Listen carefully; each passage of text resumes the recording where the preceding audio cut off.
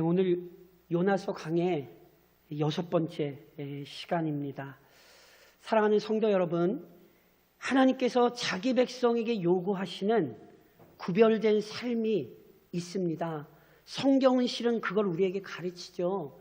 그 중에서도 쉐마 많이 들어보셨죠? 쉐마. 저랑 화면 보시면서 같이 한번 신명기 6장 4절로 5절 가슴에 새기며 한번 봉독하겠습니다.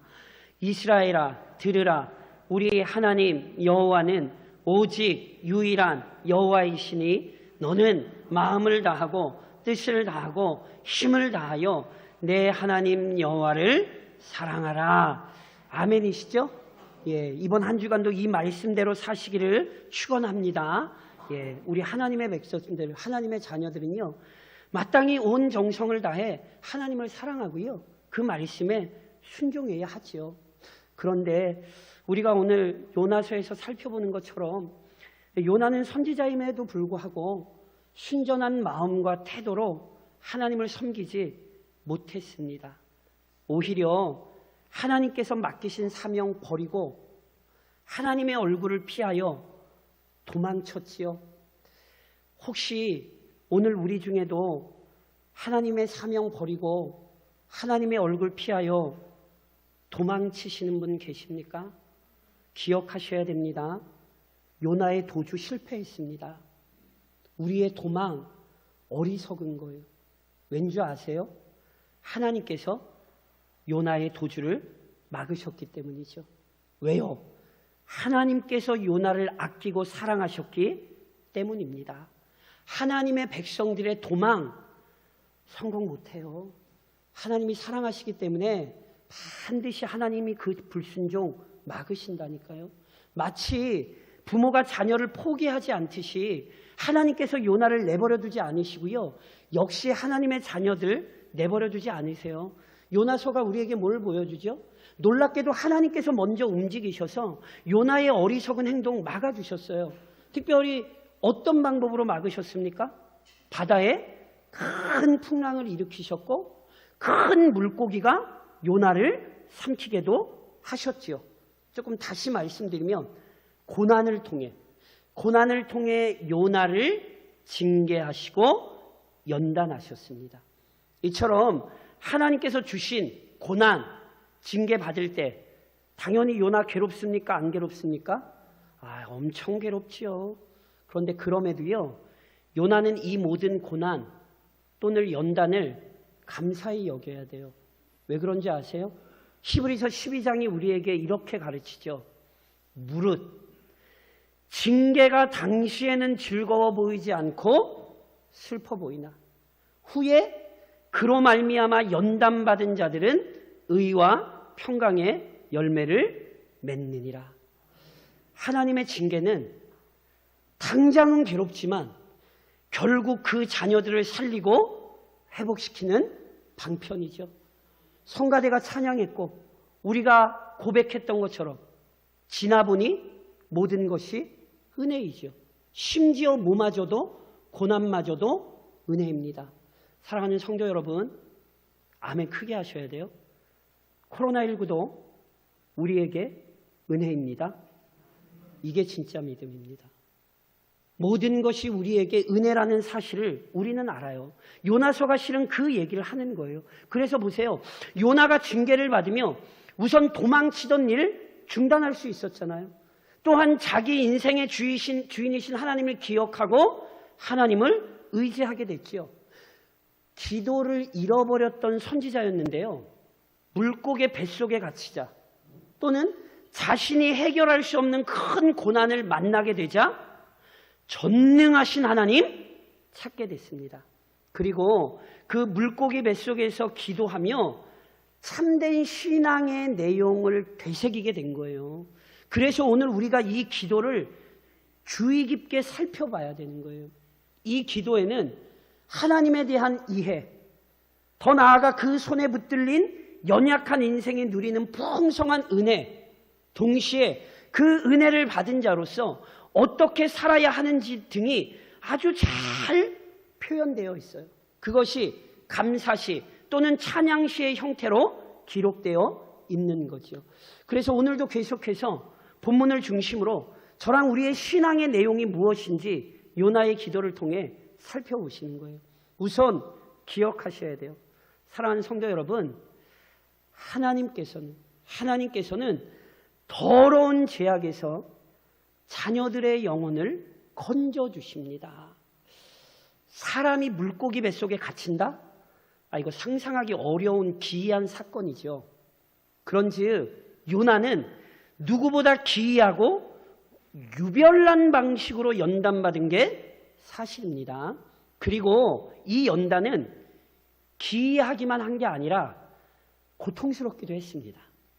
요나서 2장 2절에 이런 고백이 있었어요. 이르되 내가 받는 고난으로 말미암아 여호와께 불러 아뢰었더니 주께서 내게 대답하셨고 내가 어디에서 부르짖었어요?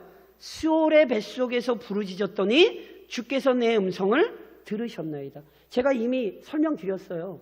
물고기 뱃속을 뭐라고 표현했어요? 수올의 뱃속으로 비유했어요. 수올이 뭐라고요? 수올은 무덤 또는 죽은 자들의 세상을 의미하는 거예요. 그러니까 요나가 자기가 받은 고난을 죽음 또는 죽은 자들의 세상에 빗댔다는 건요. 그만큼 받은 고통이 컸다는 얘기예요. 죽음과도 같았다는 거예요. 많이 고난받았어요. 그 사실을 오늘 본문 5절에서도 이렇게 그 고통을 표현했어요.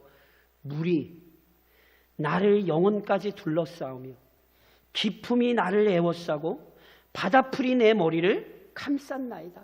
내가 산의 뿌리까지 내려갔사오며 땅이 그 빗장으로 나를 오래도록 막았사오나. 이 표현은요, 실제로 물고기 뱃속에 갇혀서 깊은 바다까지 내려갔던 상황을 묘사한 것이기도 해요. 바다풀이 뭐 했대요?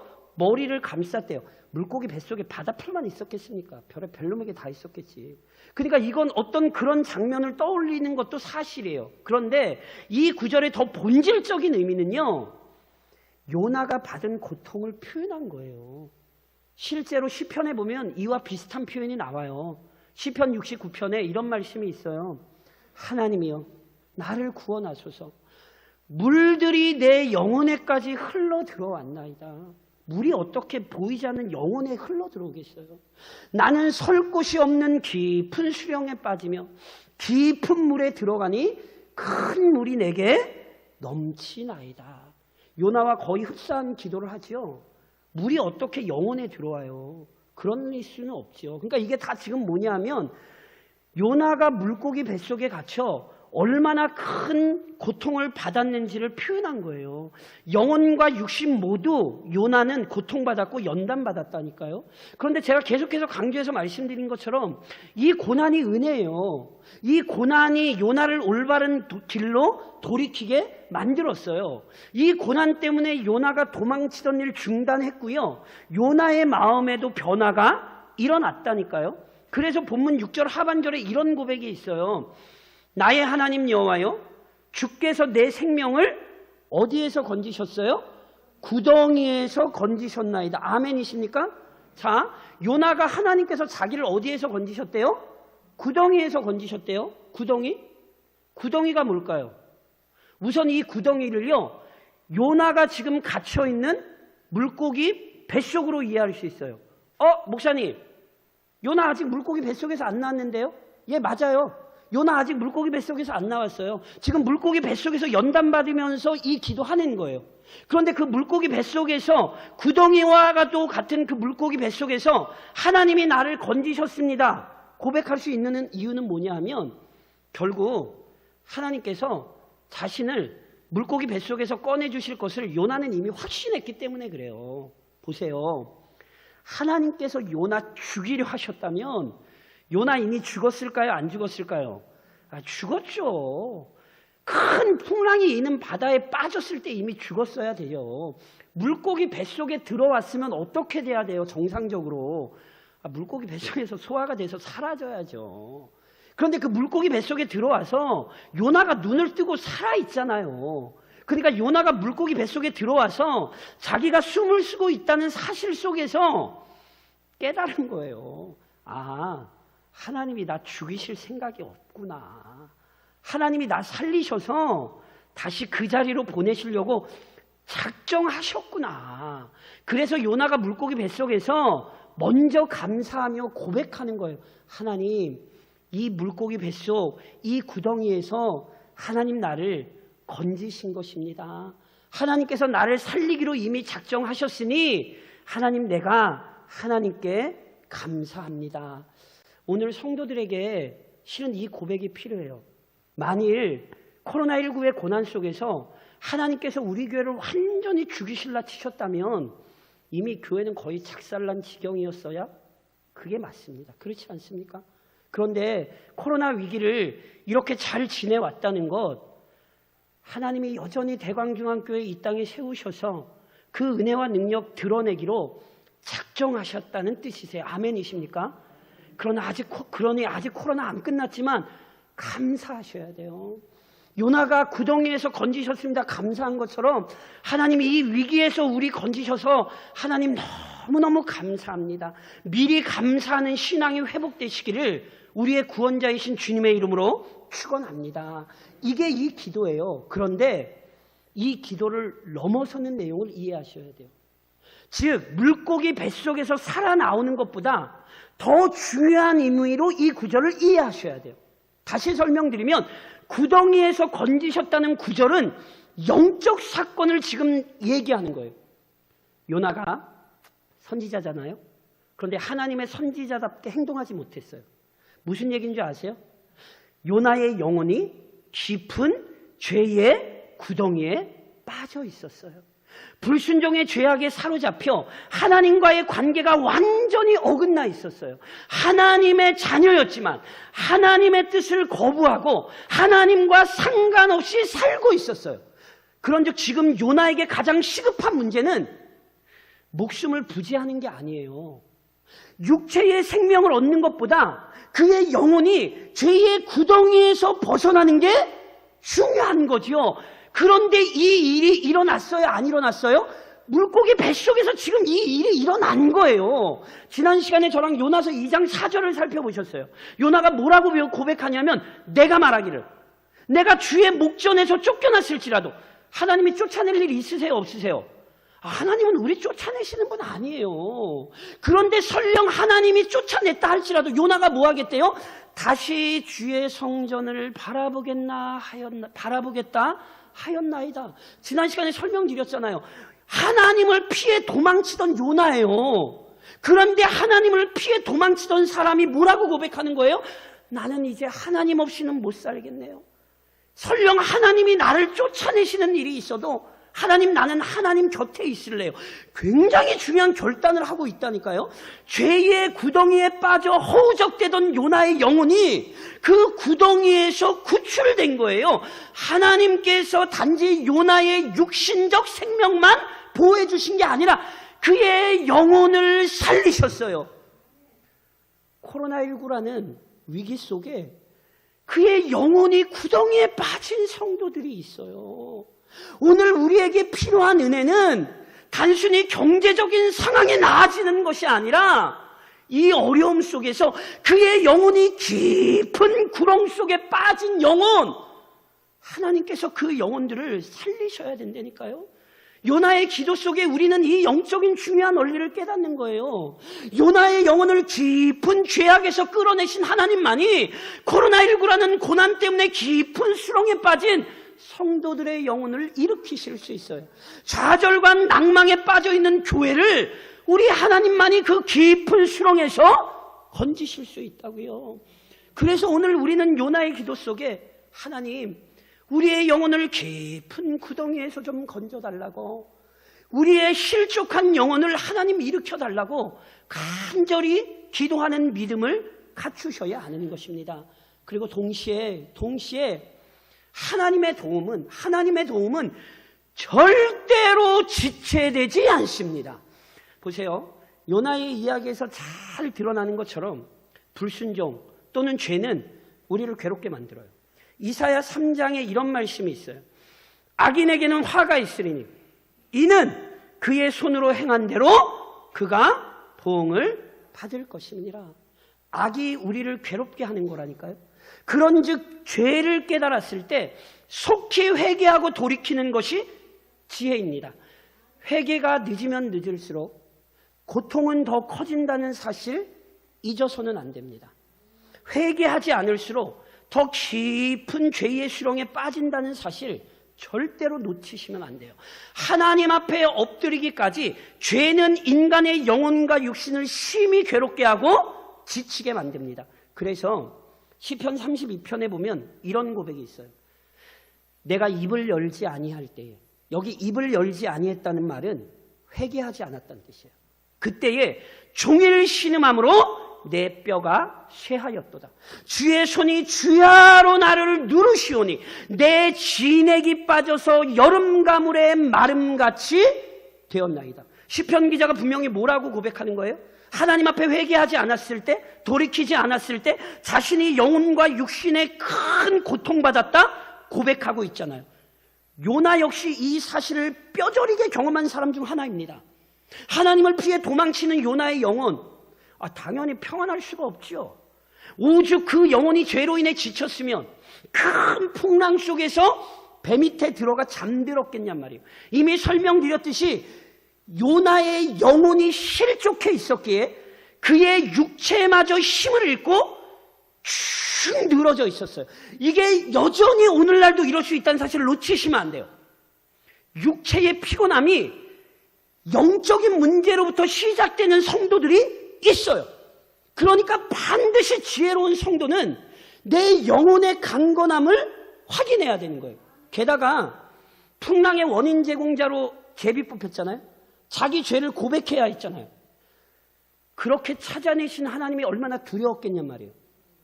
게다가 그 이야기를 이방인들 앞에서 했는데 얼마나 부끄럽고 창피했겠습니까? 그래서 요나의 영혼은 실은 지칠 대로 지쳐 있었어요. 그래서 본문 7절에도 그 사실을 이렇게 밝혀요. 내 영혼이 내 속에서 피곤할 때, 이거 지금 영적인 얘기예요. 영혼의 피곤함, 뭐 때문에? 죄로 인해 피곤할 때에 내가 여호와를 생각하였더니 내 기도가 주께 이르렀사오며 주의 성전에 미쳤나이다.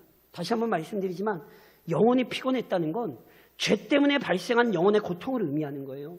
자기 죄가 영혼을 억누르고 괴롭혔기에 요나의 영혼이 지치고 피곤했어요. 그런데 하나님의 자비로운 징계 속에서 요나의 생각이 바뀌었잖아요. 하나님의 손길에 붙들려 물고기 뱃속에 갇히자 실은 요나가 자기 죄 돌아보게 되었고요. 더 나아가 그 죄를 용서해 주실 수 있는 하나님 기억하고 그 하나님을 찾았잖아요. 내 속에서 피곤할 때에 뭐 했어요? 내가 여호와를 생각하였더니, 그랬더니 어떤 결과가 나와요? 내 기도가 주께 이르렀사오며 주의 성전에 미쳤나이다. 보세요. 요나의 영혼이 피곤할 때 하나님을 기억하고 기도하자 하나님이 들으셨습니까? 안 들으셨습니까? 들으셨죠. 믿으세요? 특별히 이 본문에서 주목하셔야 될 게 있어요. 요나가 어디에서 기도하고 어디에서 응답받았어요? 물고기 뱃속에서 기도하고 물고기 뱃속에서 응답받았어요. 무슨 얘기인지 아세요? 하나님의 도움, 하나님의 응답 지체되지 않습니다. 하나님은 죄로 인해 피곤하여 지쳐있던 요나를 오랜 시간 내버려두지 않으셨어요. 요나가 하나님을 기억하고 기도하자 속히 응답하셨어요. 하나님께서는 가장 적합한 시기에 가장 적합한 방법으로 그의 백성에게 응답하시지요. 그래서 이사야 46장은 이렇게 찬양해요. 내가 하나님께서 나의 공의를 가깝게 할 것인즉 그것이 멀지 아니하나니 나의 구원이 지체하지 아니할 것이라. 내가 나의 영광인 이스라엘을 위하여 구원을 시온에 베풀리라. 기억하십시오. 사람이 보기에 하나님의 응답 늦어 보일 수 있습니다. 하나님의 구원, 하나님의 도움, 하나님의 능력 더디 임하는 것처럼 여겨질 수 있습니다. 하지만 실제로 그렇지 않습니다. 하나님께서는 자기 백성을 구원하시고 자기 백성에게 은혜 베푸시는 일에 그분은 지체하지 않으십니다.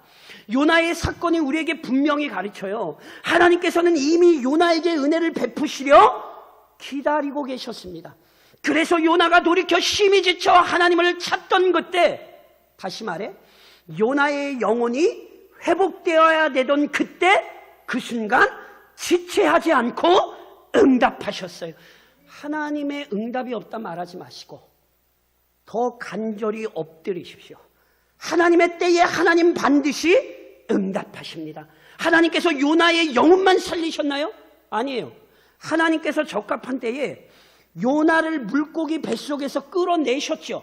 3일이라는 연단을 마친 이후에 하나님은 요나의 육신도 살리기 위해 적합한 때에 물고기가 토하게 하셨어요. 그래서 육신의 자유도 허락하사 그로 하여금 다시금 회복된 영혼과 육신을 가지고 하나님의 사명 감당하는 선지자로 살게 하신 거예요. 다시 한번 말씀드리지만 하나님의 도움, 하나님의 능력 늦지 않아요. 그런즉 사랑하는 성도 여러분, 오늘 본문으로 권면하며 적용합니다. 우선 늦지 않게 도우시는 하나님, 늦지 않게 도우시는 하나님 신뢰하며 끝까지 인내하십시오. 지금도 하나님께서는 반드시 적합한 때에 적합한 방식으로 지체하지 않고 그 자녀에게 응답하십니다. 제가 예를 들까요? 모세의 인도 아래 이스라엘 백성이 애굽 땅에서 벗어나게 되었죠. 그런데 애굽을 나온 이스라엘 백성 앞을 홍해가 가로막고 있었어요. 근데 문제는 홍해만이 아니에요. 또 다른 문제가 생겼는데 애굽 군대가 이스라엘을 사로잡으려 따라온 거예요. 마치 요나가 물고기 뱃속에서 이러지도 못하고 저러지도 못했던 것처럼 이스라엘 백성이 애굽과 홍해 앞에서 앞으로 나아가지도 못하고 뒤로 가지도 못하고 그들이 어쩔 수 없는 난감한 상황을 맞이했죠. 그런데 그게 기억하세요? 그 위기의 순간에 하나님께서 모세에게 명령하셨어요. 출애굽기 14장에 이렇게 기록하죠. 지팡이를 들고 손을 바다 위로 내밀어 그것이 갈라지게 하라. 이스라엘 자손이 바다 가운데서 마른 땅으로 행하리라. 하나님께서 말씀하셨고 모세가 이 말씀대로 준행하자 홍해 갈라졌습니까? 안 갈라졌습니까? 갈라져 마른 땅이 되었습니다. 그래서 이스라엘 백성들이 안전하게 홍해를 건너갈 수 있었지요. 이스라엘이 홍해를 안전하게 건넌 것만이 아니죠. 이스라엘 백성을 사로잡으려고 막 쫓아오던 애국 군대 어떻게 됐습니까? 홍해가 다시 회복되어 하나님께서 그들의 대적 애국 군대를 파멸시키셨지요.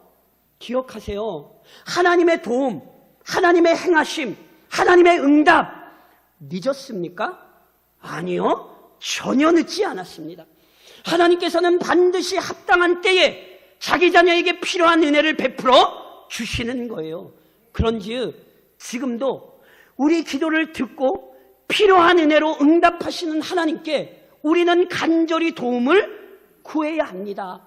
물론 이렇게 하나님 앞에 도움을 구할 때 성도 여러분 명심하셔야 될 것이 있어요. 제가 다시 한번 말씀드리지만 우리는 하나님의 때와 방법 알지 못해요. 아니 요나가 물고기 뱃속에 빠질 때 요나가 큰 그 풍랑에 빠질 때 누가 물고기가 요나를 삼켜서 요나를 살릴 거라고 누가 감히 생각했냔 말이에요. 하나님의 때와 방법은요 우리가 몰라요. 그리고 실은 하나님께서도 그것에 대해 우리에게 그렇게 세세하게 알려주지 않으십니다. 그래서 우리에겐 하나님을 신뢰하여 참고 기다리는 믿음이 중요합니다.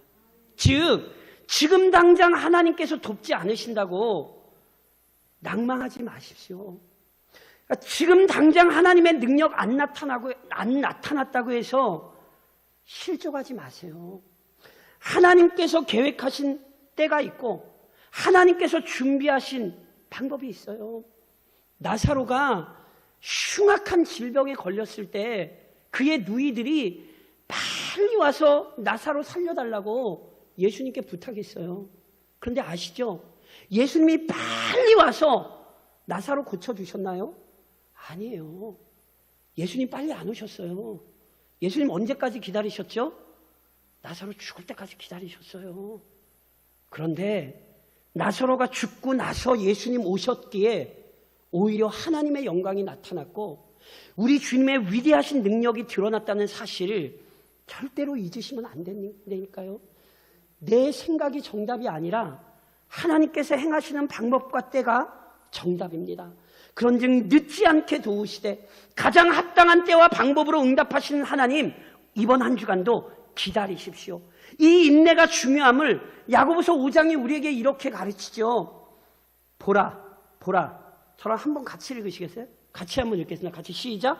보라, 인내하는 자를 우리가 복되다 하나니 너희가 욥의 인내를 들었고 주께서 주신 결말을 보았거니와 주는 가장 자비하시고 긍휼히 여기시는 이시니라. 아멘이십니까? 누가 복되다고요? 갑자기 화면이 사라지니까 갑자기 잠깐. 누가 복돼요? 인내하는 자를 우리가 복되다 하나님. 끈질기게 지금도 믿고 기도하시는 성도님들 복되십니다. 하나님 왜 이렇게 응답 안 해? 마음에 그런 생각 드시죠? 실족하시면 안 돼요. 이번 한 주간도 그 기도 제목 붙들고 인내하며 기다리는 자가 뭐하다고요? 복됩니다. 인내하는 자에게 분명히 하나님께서 복된 결과 주실 것이니 이번 한 주간도 인내하며 구하십시오. 동시에 더 나아가 참된 마음의 변화가 일어나기를, 참된 마음의 변화가 일어나기를 구하십시오. 하나님께서 요나의 생명 거둬가지 않으셨어요. 요나 살려주셨어요. 왜요? 요나를 통해 이루실 일이 있기에 하나님이 그의 생명 보존해 주신 거예요. 하나님께서 우리를 통해 하실 일이 있기까지 하나님 절대 우리 안 데려가십니다. 그러니 하나님이 데려가시기까지 맡겨진 사명 철저히 감당하십시오. 하나님께서 합당하신 때가 되면 하나님께서 우리 불러 올리세요. 그때 하나님 앞에 가서 하나님 제가 주신 생명 가지고 충성되이 하나님 사명 감당하다 왔어요. 그렇게 하나님 뜻, 하나님 앞에 고백하기까지 이번 한 주간도 그래서 성실히 사셔야 되는 거예요. 이번 한 주간도 육체의 생명 허락하시고 보호해 주신 하나님께 감사하며 사셔야 되는 거죠. 그런데 무엇보다 하나님께서 육체를 보존하시는 것보다 더 중요한 은혜를 주셨는데 죄와 사망에 빠져있던 요나의 영혼을 건져주신 거라니까요. 요나의 영혼 안에, 그의 마음 안에 변화가 일어나게 하신 거예요. 이게 중요하다는 사실을 놓치시면 안 돼요. 사사기의 역사 기억하십니까? 이스라엘 백성이 거룩한 하나님의 백성답게 살아야 되는데 그러지 못했어요. 그래서 하나님이 어떻게 하셨어요?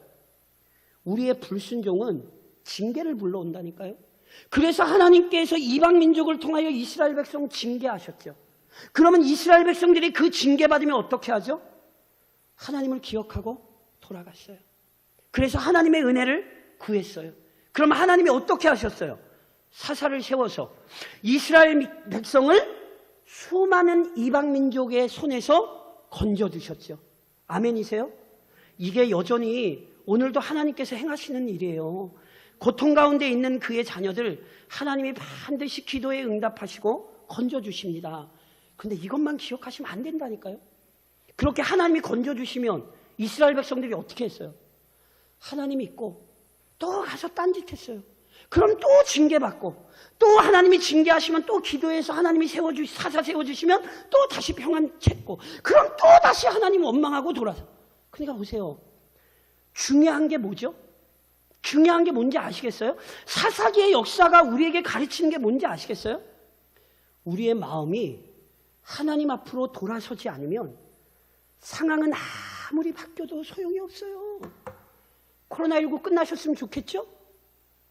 다들 별로 대답들을 안 하시네. 안 끝났으면 좋겠어요? 코로나19 끝나셨으면 좋겠죠? 당연히 우리는 코로나19가 끝나길 바라요. 근데 상황이 바뀐다고 우리 마음이 바뀌지 않으면 우리의 인생 여전히 괴롭습니다. 제가 누누이 말씀드리죠. 병명만 바뀌어요. 코로나19, 원숭이 두창, 패스트, 기타 등등. 병명만 바뀌는 것이지 우리의 인생의 어리석음과 연약함, 우리의 강팍한 마음이 바뀌지 않으면 상황 달라져도 아무 소용없어요.